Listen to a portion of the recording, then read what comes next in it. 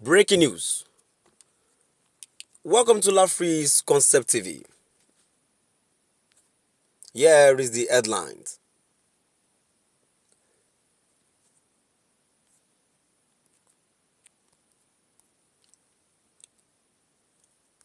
Big trouble for Nnamdi Kanu. Sunday, Igboho, as lawmakers propose 25-year imprisonment, 10 million naira fine for agitation.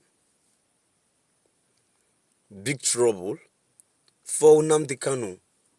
Sunday, Igboho, as lawmakers propose 25-year imprisonment, 10 million naira fine for agitation. To my dear listeners, from wherever you're listening from, ensure you like, subscribe, and share. Here is the details. The Counter Subversion Bill 2024, which the Nigerian House of Representatives introduced, intends to apply severe penalties to those who engage in separatist agitations or activities that encourage intergroup or sectional dispute. The Sun writes that anyone found guilty of such offences might receive a sentence of up to 25 years in prison, a fine of 10 million naira or both. According to the bill's explanatory memos, a variety of groups, including associations, organizations, militias, cults, bandits, and other prohibited entities would have their subversive operations made illegal.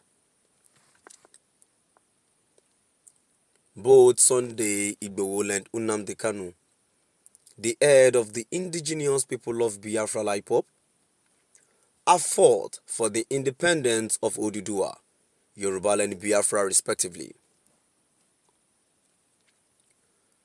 The general concept of the bill, which is sponsored by Speaker Tajuddin Abbas, will be discussed during its second reading. The bill says that a fine of 5 million naira, a 10-year prison sentence, or both will be imposed on anyone found guilty of damaging national symbols, undermining the federal government, refusing to recite the national anthem and vow, or defacing a place of worship with the intention of inciting violence.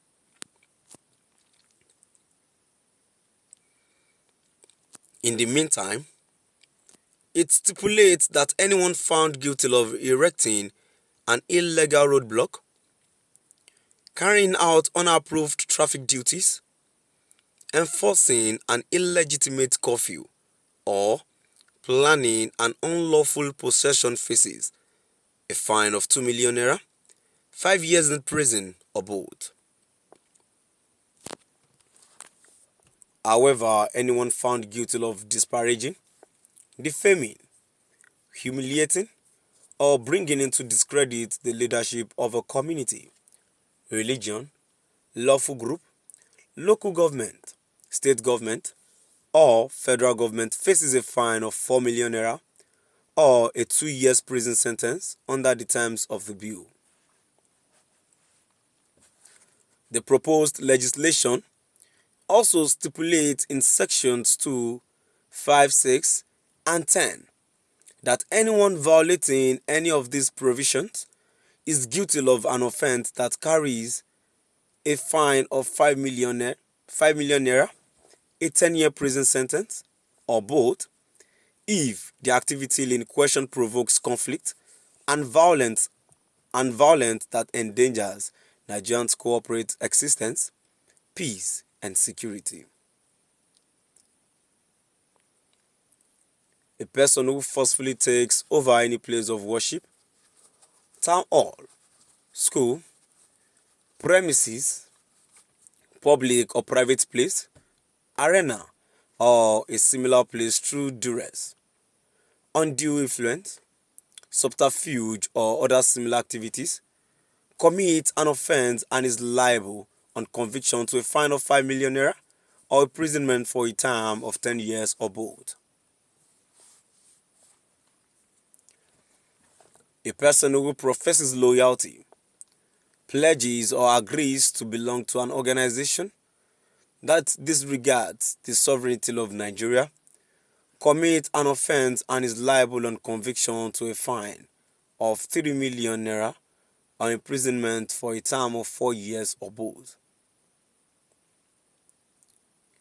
A person who receives financial or political support from a foreign organization, group, or country that is not compatible with the interest, development, security, and progress of Nigeria commits an offense and is liable on conviction to a fine of 15 million naira or imprisonment for a term of 20 years or both.